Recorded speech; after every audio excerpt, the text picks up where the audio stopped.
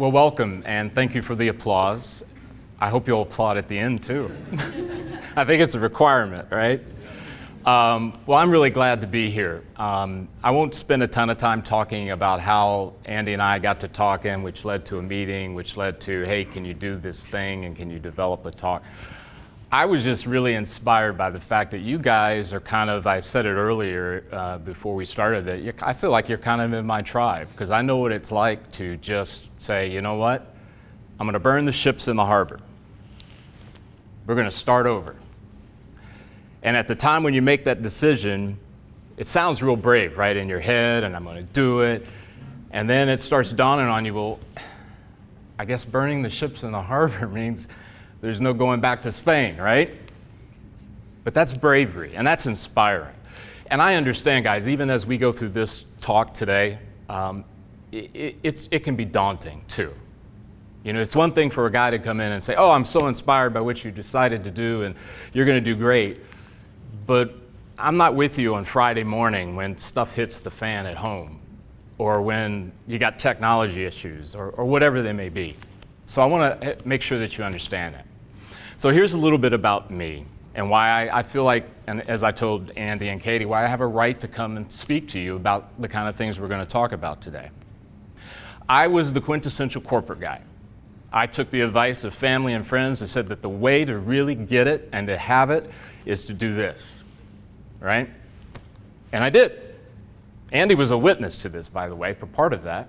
And I achieved what I thought I wanted for so long, and that everyone told me, when you get this, when you do this, and when you do that, it's going to be awesome. But you know what I found out? I was bored. And I remember that there were days where I'm going, I shouldn't be bored, I should be happy, I should be like excited. But I was still bored. And you know, if I had to listen to another white middle-aged male tell me about how the world worked, I was going to scream. Nothing against white middle-aged males if you were in the room. And I had kind of come to this place where I was at a crossroads because I wasn't getting any younger. And then you start realizing, well, if I'm going to do something, I need to do it. So by way of some political Roman Senate type politics inside of the corporate world, I was escorted out for, I think that was my third corporate bullet. But it really worked out because it was sort of that crossroads, that Rubicon that said, I'm going to cross and I'm not going to look back. And I don't know what's ahead of me, but I know I got to do this. I know I got to do this. So I did it. And boy, was it tough. Because corporate America, a little secret for you, doesn't prepare you to be an entrepreneur at all. So what am I going to do? I'm in the deep end of the pool. My wife is kind of with me, but not so sure. I got a 6-year-old daughter and a 3-year-old son, and I got this big corporate house. Maybe going back would be a good, but I couldn't. So I said, I'm going to make it work. And you know what? It did. But please believe me in this. I got tons of scars that I could show you from taking that deep dive. But the cool thing is, where I once was corporate-driven, career-driven, now I'm life-driven. Now it's all about finding and living the epic life. And guys, I want to describe it for you this way. Epic is not where millions and millions of dollars, the big house, the big car, everybody knows your name type thing. But I'm talking about epic defined by you and by what you feel is a great and epic life. That's where I'm at now. It's like I've told friends, it's like now I'm the person I envisioned I could be like 20 years ago. But I didn't have the courage then. So I'm not standing here today in this part of our talk to say, hey, you guys went exactly the same path as I did, so let's all lock arms and sing Kumbaya, right? Because I'm sure your paths were certainly different, maybe similar at some points. Well, one thing I think we have in common here is that courage to come to that Rubicon, that crossroads, and say, I'm going. And it's scary, because you don't know. You just don't know, right? But I'm with you, and that's what inspires me about the decisions you guys have made. And some of what we're going to talk about today is based on my imagination and my sort of reading the room and sort of understand some things that Katie and Andrew have told me. But we're going to be interactive today, so don't worry. It's not just a talking head, preaching, teaching, and all that stuff. I have a few exercises that I brought along with me that I hope that you'll get something out of and that you can take with you. And most importantly, if I can get you to take out a few nuggets today that you can pull out when stuff hits the fan, here, at home, wherever it may be, and give yourself permission to go, hey, that's right. If I use my emotional intelligence here, I can make a better decision. So let me give it 6 seconds. One or two things, because time will fly by. Some of you may potentially already be thinking about what's going to happen in class or the cohort tomorrow. But I'm going to give you some tools that hopefully you can use that will get you to that place. Does that sound cool? Okay, so see the person next to you? Look at them. They're now your best friend. Okay? And there's a method to my madness with them when I say that, is that you're going to partner up a little bit of dialogue, a little bit of discussion. Now, I'm a creative, right? And you may hear some references about Miles Davis. I love Miles Davis, okay? That dude was the man, as you probably know, right? So I get creative. So I'm not going to lock you in and say it's got to be two and two and no. We're kind of be creative with it. But I do need you to discuss where you're at. Please don't go to places that you're not comfortable. It's not about me trying to get you to a place where you don't feel good about it. If you don't feel good about it, don't talk about it, right? But if you do, and you think it can benefit you to talk about it and benefit the person next to you, and vice versa, that's where we'll get some traction here, okay? So, first thing, how many of you guys have heard of mindfulness, that term, right? It's funny, and since I'm not of the corporate world anymore, I always notice how the corporate world typically hijacks these terms, right, and turns them into new corporate things. But mindfulness, right, has been around a long time, right? Some people kind of equate it to meditation, right? I kind of look at it as a tool to clear out the head trash. Any of you guys ever accumulate any head trash? All right? And head trash is defined as all of those voices that come in and say, you're never going to make it. I don't know why you thought about doing this. It's just like your dad said. It's just like that teacher. You're not good enough for this. You're not smart enough, blah, blah, blah. And what we do is that instead of taking out the trash, we leave the trash in. It's kind of ironic that we think that we'll still be able to perform with all the head trash. So for me, mindfulness is a tool to consistently, daily, take out the head trash. Now, there's other people out there, other teachers, other gurus that would talk about it in a different way maybe, but for today, let's think of it in those terms, okay? So we're going to start with a little mindfulness exercise, and I'm going to kind of preface it for the reason here. I really want you guys to learn today. And I have this belief that if we get the head trash out, if we take it out, we're going to have a better chance to learn, better chance to connect. So any of you guys that have done some reading on mindfulness meditation, you might say, Eric, are we all going to have to sit cross-legged and our hands out and we can't think about anything? No. It would be kind of fun if we had the room, but no, we're not going to do that. But what I am going to ask you to do is to either close your eyes or stare into space, look at the ceiling, find something that you can go to, a place you can go to, and I want you to be able just to say, hey, many thoughts are going to come through my head at this time, and I'm not going to have you do this for like 2 or 3 minutes. We're going to do it for like 30 seconds, but it's an exercise, right, where we're going to take out some head trash. Now you may say, well, Eric, what if I start thinking about my dog and that my dog needs... Thought can come in. What I don't want you to do, though, is I don't want you to hold it. Let the thought come in and let it keep on going. So don't feel bad if you think about the dog and having to do something this afternoon. Feel bad if you're going, well, if he comes back and the doctor says he's got to, well, then I've got to, but wait a minute, then if my wife's not, well, husband, that's a problem.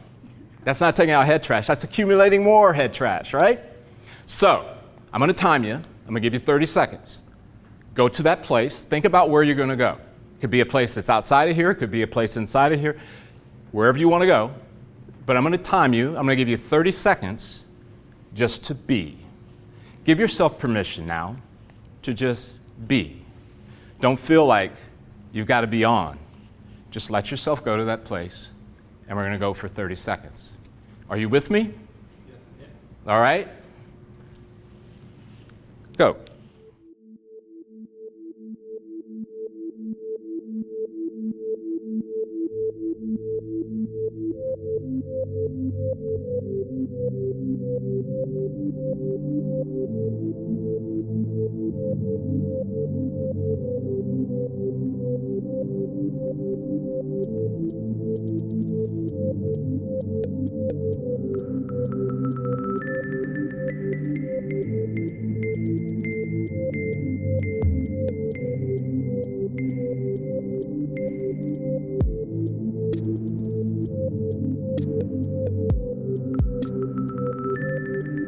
Come back with me. Everybody here? We good? All right. So here's what you can take away with you today. You did 30 seconds. Maybe you felt good about how it went. Okay? You think you could make it for a minute? Just randomly, guys, I see nodding of heads. Could you do it for 60 seconds? Yeah. Okay. So you've got 60 seconds in a day to give to that? And the reason why I ask that is that I hear people sometimes when I give a talk or have a one-on-one, they'll say, I just don't have time for that kind of thing. So I'm in a room full of inspiring people who say they've got 60 seconds. Could you do a minute and a half? 2? All right, I'm going to go for a big leap here. How about 5 minutes? Okay, we're going to need to take a break because we need to figure, can we do? All right, so here's what I'm going to suggest to you. If you'll try that exercise, 5 minutes in the morning and 5 minutes before bed. All you're doing is just taking out your head trash, clearing it out. And one of the most important reasons to do that, as we accumulate head trash, imagine yourself driving in fog. How far are you going to go when you can't see more than 5 feet in front of you? Or imagine if it's a hoarder situation. Not that there's anything wrong with hoarders, right? Okay? My teenage daughter is that. So, but in the end, what happens if you keep accumulating trash? It's a problem, right? So this is a simple way for you every day to take out the head trash. Find your own terminology for it. 5 minutes in the morning, 5 minutes before you go to bed. Easy, right? Pretty easy? Okay. And if you really get brave, and some of you in this room maybe have already practicing meditation, if you're doing it for 20, maybe you'll do it for 30. Because the more that you do it, the stronger you're going to get. Okay? So, with that, that's one tip for you around mindfulness. That's going to help you as you prepare. And I did not say this in the beginning. This stuff that I'm talking about now is all about preparation. Arming you, strengthening you for what you're in now and what is going to be 10 weeks from now. So think of it in those terms, right? Think of it as your internal backpack. When you guys come in here every day with your backpack or your brief or whatever it is you use, I doubt seriously if it's just totally empty and you just go to the class and say, all right, what's going to happen today? No, you've prepared, right? You know you got stuff coming. So mindfulness is another tool in your backpack to pull out in the morning and in the evening. That's where we're going with this. So let's look at something I really, really love, and that's called emotional intelligence. Want to ask again, raise your hand. Has anybody heard that term, those two words, emotional intelligence? Okay. Once again, corporate America, hijacking two great words for the purposes of making it a corporate thing. It is not. Emotional intelligence is very, very simple. It's just taking our thoughts and our emotions, managing them so we can make better decisions. Does that sound good to you? Okay. Now, here's the problem. In America today, cross-generation, we have really low emotional intelligence. And it's not because we're bad people, it's that we really haven't been taught. It's not in the schools, as far as I can see and I've experienced. So where do we learn that? We don't, and that's part of the problem. So here's the deal. Imagine this. Maybe think of a former employer, former boss, right? That had a hot temper, always going off about stuff. Why wasn't this done? Why wasn't that done? You could probably easily say now, very low emotional intelligence. And why? It's because he's not managing his thoughts and his emotions to make good decisions. Because you know when an emotion and a thought comes, it's about 6 seconds when all of those hormones and that adrenaline starts flowing. But do you realize that if you wait 6 seconds, it dissipates? That's why you've heard the saying, right? Make sure you count to 10 before you answer. Make sure you count to 10 before you respond. That's where that comes from. Because, don't know the author of that one specifically, but that's the idea, is that don't do something within that 6 to 10 seconds. So imagine if you, and again, we talked about a head trash, right? Talked about those voices. What if you read in Business First tomorrow online that they're going to shut down every boot camp in the country because it doesn't meet educational standards according to the universities, the NCAA. I'm going to throw out all these kind of words. But imagine if you read that, right? And let's say it's solid, it comes from Business First, right? Maybe you read it in the New York Times. What's the thought going to come to your head? If I'm in your shoes, I'm going, oh my gosh, did I make a mistake? Then it's fear. That's the emotion. See, I walked away from everything for this, and now it's not going to work. And then what am I going to tell my husband? What am I going to tell my kids? And then. But what if we turned it around and we said, okay, I read it. The thought's there. The emotion's there. But I'm going to wait. Just hold on. Just hold on. Because if you hold on, you might go to the place that says, wait a minute, New York Times, one article, one story. When I get to the cohort, I'm going to ask Andrew, hey, I read this article. What do you think of this? You might find that Andrew says, yeah, actually that's a fluff piece because the guy that wrote it is an academic all the way and he thinks that what we're doing is absolutely nuts. Another thought and an emotion comes. That's managing it. But if you go the first route, you'll put yourself underwater really, really quick. And even if Andrew says it's a fluff piece, the guy had an agenda, you're probably still thinking, but I read it. I just know. I don't know. Okay? So, we're going to do an emotional intelligence exercise next, okay? And this exercise, like the mindfulness one, is one that you can practice on your own, okay, throughout. And we'll have a little bit of interaction here, okay? And I'll require a volunteer. Ooh, there they are in the front row. Sorry. Actually, I won't pick on you. So let's take a news story today, okay? We'll stay away from politics, all right? Think of a news story today. It could be the volcano in Guatemala. It could be the volcano in Hawaii. It could be a business story. But I want you to bring out one story for me. Just think of it randomly and volunteer. Let's do it now. Give me one story out there right now. Microsoft buying GitHub. Okay, I am in the presence of greatness. All right. So I want you to think about that story. And I'm going to give you some time. What does that story mean to you? When you heard about it, and obviously I'm going to assume this room, it's not news, what he just said. You were aware of this acquisition. What went through your head? How do you think it impacts you? All right? So think of thought and think of emotion about that story. I'm going to give you about a minute, and then I'm going to ask you to partner to discuss, and I'll help you unfold that too.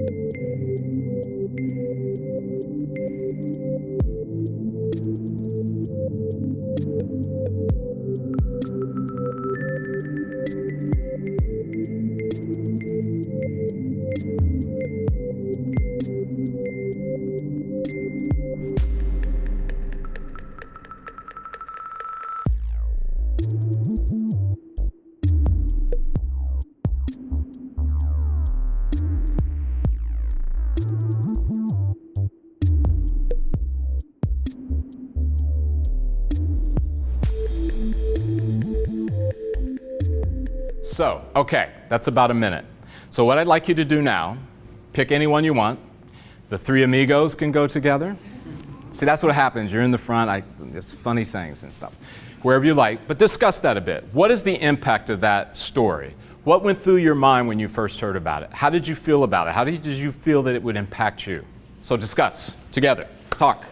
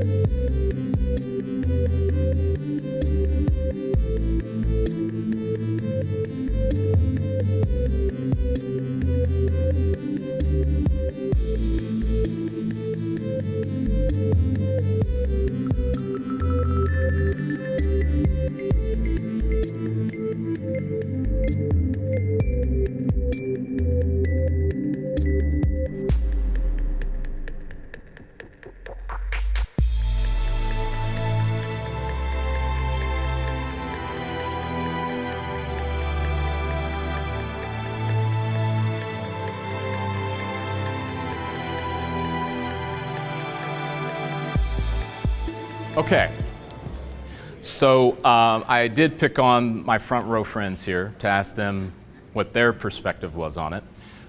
It may be like what you discussed, but what were the thoughts and emotions that you came away with? Let's share a little bit. Who wants to tell me? And I can prompt you a little bit. I'm going to feel like I'm a real tech monster here because you helped me. Is it the end of open source? I'll do the opposite of you. I read the story and I'm in this room and I hope I'm not alone, but I have no idea what impact that would have to anything. So it's the unknown. I read about 3 paragraphs of the story and I stopped because I didn't really understand. Okay. I don't come from a world of technology, I come from a world of auto manufacturing. So. Okay. All right. All right. Cool. Honda was getting bought by Toyota, I could talk to you about that for a long time. Okay.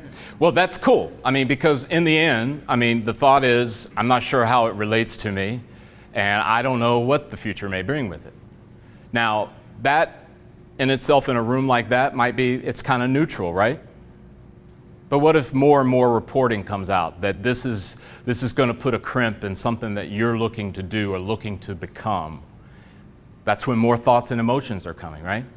If you are not equipped, if you don't have the tools and preparation to manage your thoughts and emotions, you could very well come to the cohort here or the leaders and say, hey, Katie, I'm out.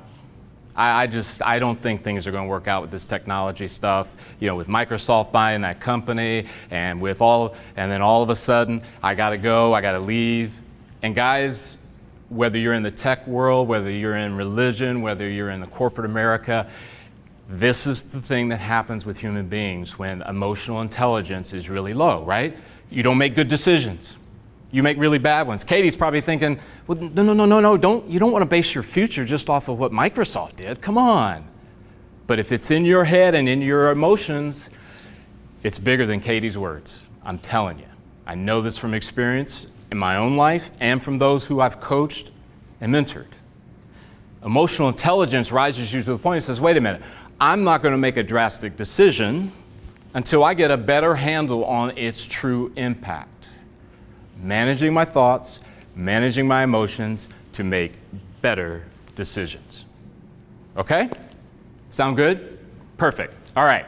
So we're still talking about preparation, right? So I've given you some mindfulness tips, a little exercise there. We talked about emotional intelligence, which, by the way, guys, there are assessments out there that you can do that can help you monitor where you're at beyond what we're doing here today, right? So think about the next thing.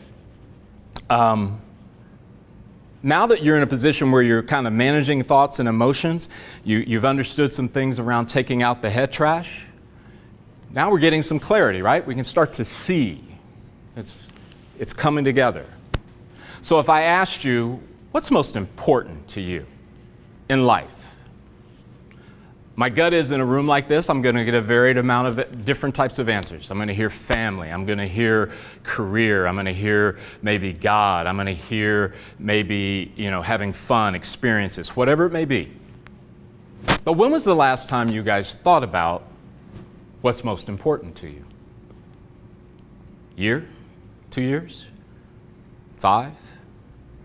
Be cool if it was yesterday, right? Don't feel bad though. This is not an indictment if you haven't done it in a while, because quite frankly, guys, this is why I'm on the front lines here, trying to spread the good news, right? Because so many people just don't even think about it. But today is the day. We're going to think about that, right? So this next exercise, again, remember I said it was going to be interactive, right? This next exercise is going to be around what's most important to you. Because if you don't establish what's most important to you early on, and I'm saying you guys are in this place of rapid change. You just made a big turn, right? You got to get that nailed down. And here's one real key reason. Let's imagine you've completed the course. You succeeded. You did it. 14 weeks, you get your certification. You got your resume out there. You've maybe got a couple of interviews. It's the second interview. They really like you. They think you've got what it takes, and we're getting close, and you can feel it. But the hiring manager says, hey, the thing you need to understand here, this is a place where you do what you're told to do, and you don't ask questions. Do you pause for a minute? How many in here would pause? Would you raise your hand? Okay, all right, we're in that tribe. It'd be like, wait, can you... I'm going to use mindfulness. I'm going to use my emotional intelligence. What exactly do you mean about we're going to do what I'm told and I'm not going to ask why? Does that mean I can't ask why we're using this type of software language versus another, or is it just shut up and do your job? No, it's shut up and do your job. We just need people to do their job. Okay. Well, you got to think that one through, right? What if something that's real important to you is open dialogue and communication? What if that's one of your core values? Is that going to be a problem for you? But Andy, what if they pay them double what everybody else is paying? That makes it okay, right? Do you guys agree with Andy? It doesn't make it okay? If they okay, triple. It might be okay. Man of wisdom here, all right? But here's my thing. And it might be okay. Maybe you're going to say, hey, look, I can manage that. I've talked to my wife, my friends, my mentors, and they said, hey, it's just that culture, and if you just can deal with it for a year, you can make a move on to another company. Now, I'm not recommending to do that. I'm not telling you not to do that. But one thing I can tell you for certain, if what's most important to you is infringed upon, typically there's going to be a clash. Even if you try to rationalize in your mind that the money's great, the title's going to be wonderful, the drive will be short, or whatever it is that you use, eventually it's going to come back and there's going to be a collision. I'm just telling you from personal experience and from what I've gained from interacting with people for a long time, guys. But let me ask you, what if you don't know what's most important to you? What if you never thought about it? It's like somebody walking on ground that's full of landmines, right? You just never know when it's going to go off. So what I'd like you to do, and you've got your partners, so I want you to discuss. I want you to think about the 3 most important things in your life, all right? Don't feel the pressure that if I don't have 3, I'm going to get kicked out of here. If it's 2, it's cool. If you can only come up with 1, it's cool. But try to get to 3. What are the 3 most important things for you? And I'm going to give you about a minute as well to kind of get that going. And then we're going to have some discussion, and I'll lead you to the next thing. So, go. 3 most important things in your life.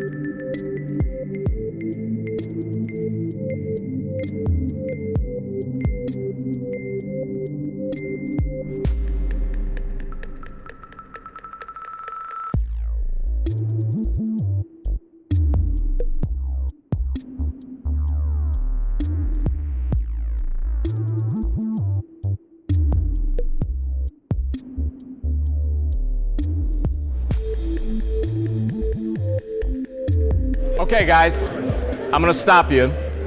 So if this has been something that you have not thought about before, this may be a little uncomfortable for you. It may be, well, I think it's okay, because in this room and what we're doing, it is the start. That's where you're at. It's just a starting place. I'll give you an example from my own life about once you have established what's most important to you. My 3 most important things are my relationship with God, my relationship, my family, right? And then my health, physical, mental health. Those are my 3 biggies. So when I got out of corporate America, I had a number of people that told me, oh, Eric, you would be so great on that speaking circuit. You'll go to these conferences, you can give keynotes, you can be a breakout, and you'll make a lot of money, and you're just, it's going to be awesome. And they even told me, hey, there are not many of your skin color out there, your ethnic background. You could establish a niche, it'll be awesome. And at the moment, I thought, cool, that's right. Because then I can start to do this and I can start to do that. And then it dawned on me. I have a 6-year-old daughter and a 3-year-old son. Because see, the one thing about speaking and doing that kind of deal is you always have to be out there. It's like touring, right? It's like U2. They got to be on the road. That's how they make their money all the time, right? Artists don't make money selling downloads. They make money by performing. Well, it was clear to me that I was going to have to be on the road a lot. And I'm going to leave my 6-year-old and 3-year-old and let my wife take care of it. It was a collision, right? And guys, what would have happened if I had said, but I'm doing it for my family? You think it would still worked out?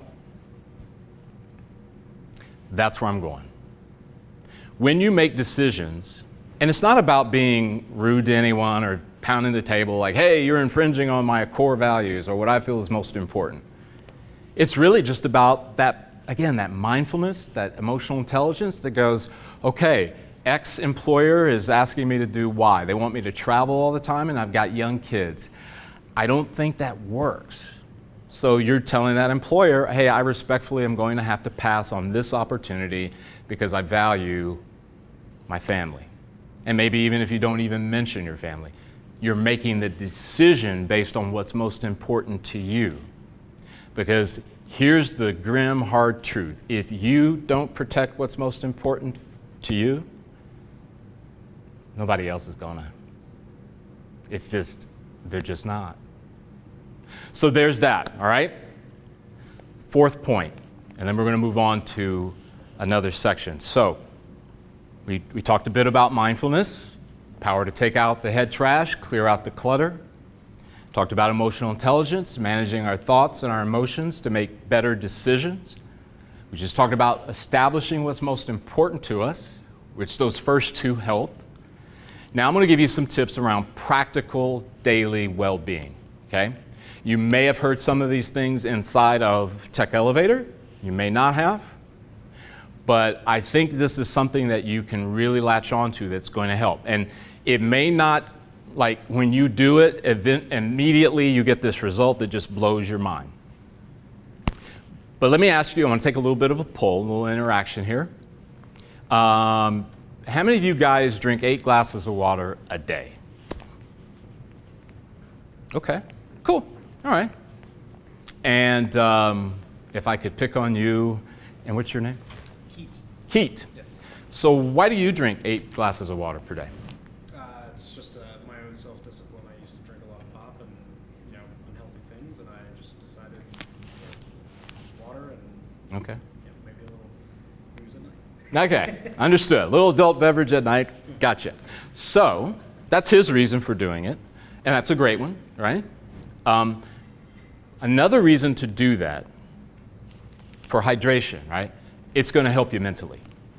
And I don't know if you guys realize it or not, but you're in something that's going to require a lot of mental strength and energy. Am I right, instructors? Can you be weak mentally and be great at this? Well, you can, but it's hard. Harder, right? Right? So here's another little key, a little secret for you. Drink 16 ounces of water when you first get up in the morning. And you can look this up. Science has proven it. The reason is, and most of you probably in this room know it, is that when you sleep, your brain's doing some work. It's clearing out all of this stuff, getting it, it's working, right? You don't know it, but it's happening. And when you wake up in the morning, you're dehydrated. Typically, that is proven. So imagine if you don't drink any water, right? You run out the door, and then we begin. Could you do it? Yes. Some of you maybe already are. But I'm giving you a tip to lift you up, right? And again, you can look up this information. This is not just Eric I've done it for like 10 years, and I've noticed the impact of it. But trust me, guys, it will help you. Next thing, another practical thing. How many of you guys are exercising on a regular basis? I'm not going to shame anyone. We're not going to talk about how long, how far. But how many of you exercise on a regular basis? So we'll say maybe it's 3 days a week, some type of exercise. Okay, all right. Okay, cool. All right. Would everyone in the room agree with me that it's important, even if you're not doing it right now? And it's cool. Would everyone agree it's important? Kinda, maybe, sorta? Okay. Here's the thing. I'm not telling you that you got to do what I do. I exercise typically 6 times a week, right? Sunday's my day of rest. No pun. So it's helped me immensely on multiple fronts. But here's the thing. If you will do one small thing with exercise, and I got a suggestion for you. This parking lot at Tech Columbus, I think, can they park all the way down? Can you guys park all the way down toward the very end? I don't know what that next building over. It's a big parking lot. Can you park all the way over there? Okay, good, because I did. So here's what I'm going to recommend. All right, whether it's raining, whether it's sunny, why don't you park the furthest you can and walk in? And you get an exception if you're running late and you got to get in here. I'm not going to, there's no judge zone, right? But why don't you do that? Why don't you do that to get in more steps to keep your body moving? I'm not telling you this is going to be revolutionary work that's going to mean the difference of whether or not you make it in the cohort or not. What I'm saying is that it's going to make a difference for you in the long term, the long run. And before we close out today, I'm going to tell you why I think and believe that these things that we're talking about are going to lead to major breakthroughs for you way down there. So there you have it. Water for hydration, okay? and a little bit of exercise. And hey, who knows? You park way out there and walk in, you might decide one day, hey, I'm going to get here an hour early and I'm going to walk like 2 miles. That's my goal. That'd be awesome. So, we're going to move on. This next thing is one of my favorites, and it combines an exercise with a philosophy. I don't know if anybody in this room suffers from something called the imposter syndrome. I am in that tribe. I'm recovering. Maybe that's the better way to say it. And the reason why I say it like that is that I for a long time thought, man, they're going to figure out that I don't have the background, I don't have the education, I don't have and I'm not very smart, and I thought, wow, they're going to figure it out, and once they figure it out, they're going to expose me, and then everybody's going to laugh at me because they're going to know this guy is not the real deal. He's just a good actor. And I used to beat myself up about it because I'm going, no, I am, back and forth, in the days of lower emotional intelligence. But there is this thing called the imposter syndrome. And all it is more of that head trash. It's the lies, right? It's somebody told you something years and years ago and you bought it and agreed with it. But guys, 9 times out of 10, you're not. I'm not. And that's tough to believe because the imposter syndrome is really, really strong and the voice is really, really vocal. But I'm standing in front of you today to tell you that it's not so. If you want to know who's an imposter, find the person who is deliberately trying to cheat, steal, rob, trying to thwart whatever your efforts are. Those people are imposters. They're fakes, they're posers, whatever. But if you're honestly moving forward, you're doing the work, you're doing the prep, you're not an imposter. This next exercise that we're going to do is going to help you see that. Now, a number of you have things to write with. This exercise is not dependent on writing something, but I would tell you as you go forward out the door or later on, days ahead, weeks ahead, it's really something cool to put on paper. What we're going to do is a personal timeline, okay?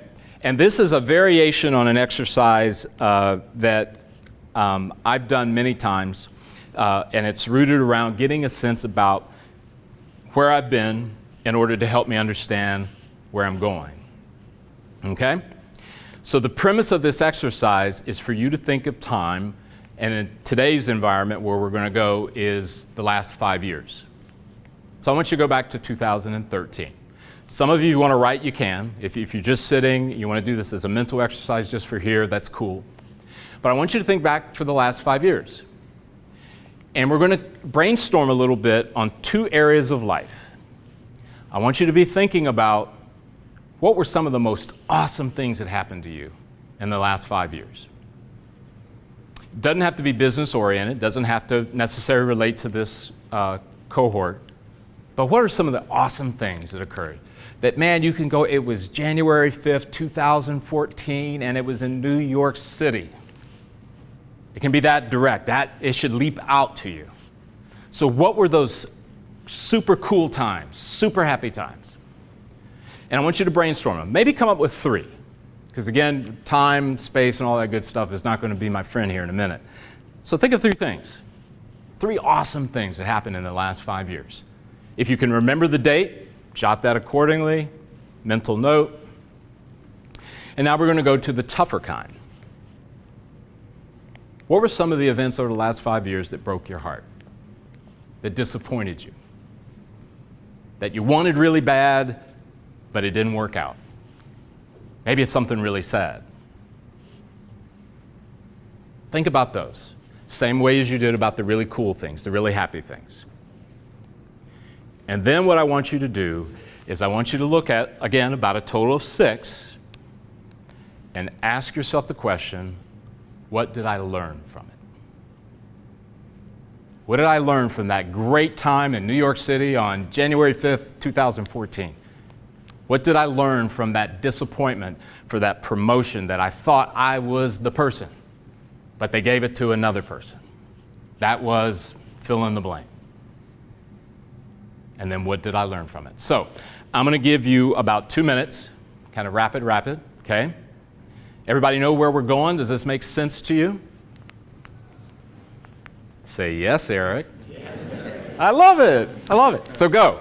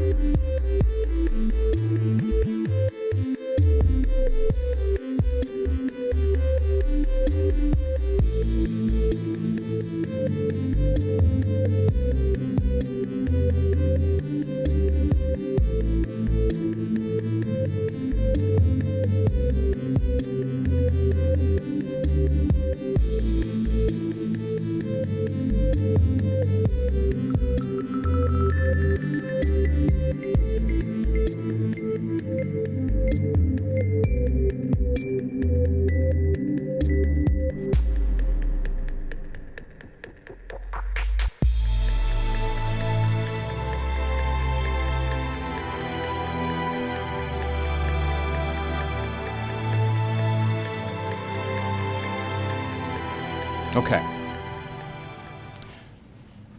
So I'm going to share with you from my own life over the last 5 years, and a happy and a sad, and it's really kind of a combo. And what I'd like for you to do, and I think time is going to permit this, is to maybe discuss in your groups. You don't have to say, here's that event, I'm going to show it to you. You could just talk about what you learned, and maybe that's where you'll go.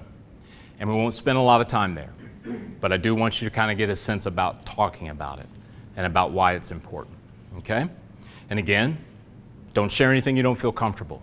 Don't reveal anything that makes you uncomfortable. Just talk about the things that can, because maybe what you're going to say is going to help the person next to you in their journey. So here's mine. About 2 years ago, my wife and I, my family, got hit with multiple storms. My mother-in-law was diagnosed with Alzheimer's. My father-in-law was diagnosed with a form of dementia. My son was diagnosed with Crohn's disease.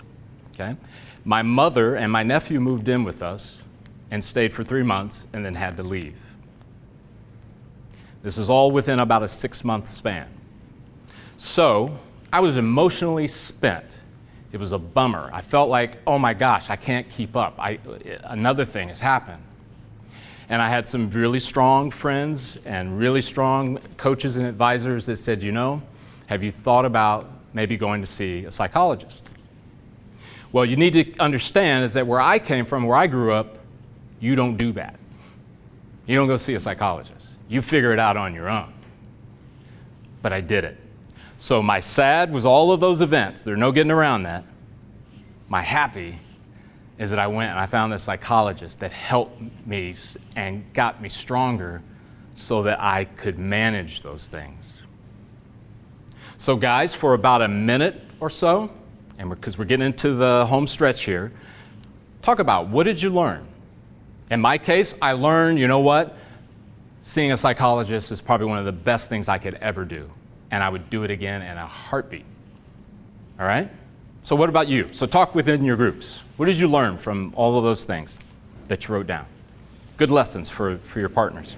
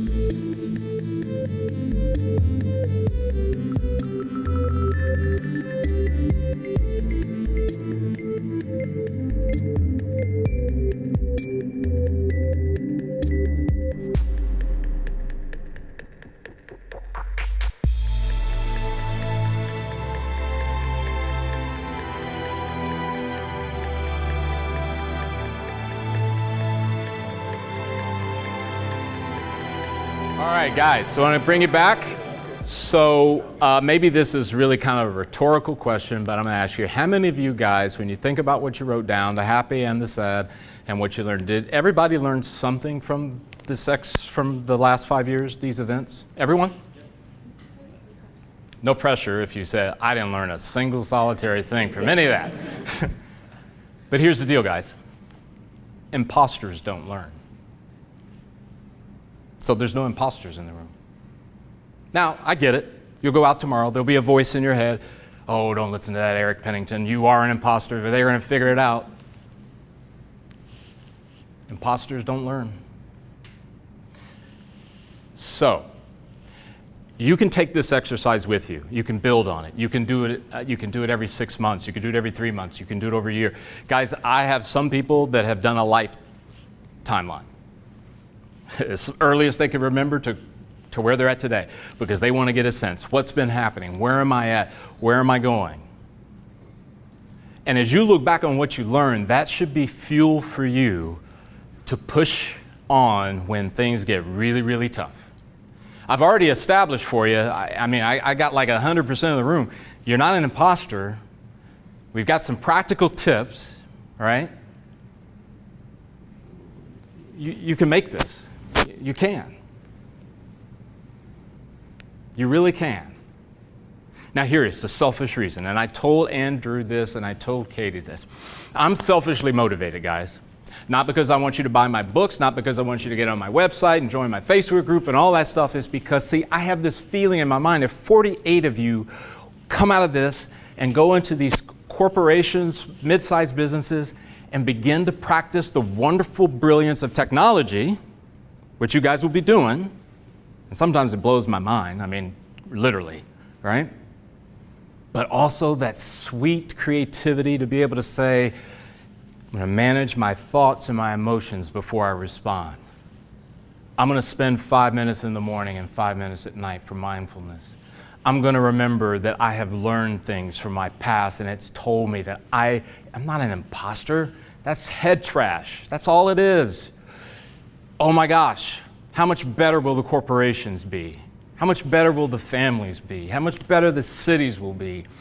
You guys are where I'm trying to plant a seed that might germinate and really make a true difference. Because if you haven't noticed, it seems like the tide's going the other way. So here today, I want it to be the beginning. That maybe Andrew and Katie will say to me 3 years from now, Eric, do you remember when we did that first? Do you realize that like 90% of those people are doing this thing and that thing and this thing and that thing, and we no longer deal with this, we no longer deal with that. I'm going, that's why we're here.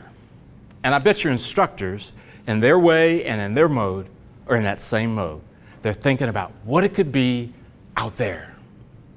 All right, so a few final thoughts, and then we'll open it up for a little bit of Q&A. Time is not my friend, I realize this, but here we go, all right?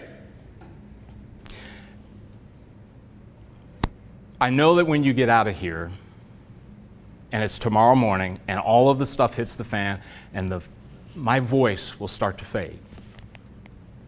I beg of you, in this cohort, remind me again. Go to this person and say, hey, remind me, what did we learn in that thing? You know, that guy came in, he was, I don't know, man, he was really crazy looking if you ask me, but he said these things about, what was it about mindfulness? Be there for each other in that regard. It's not supposed to be a solo journey. And again, guys, there's this opportunity. and it could be you. With that, shall we do some Q&A? Or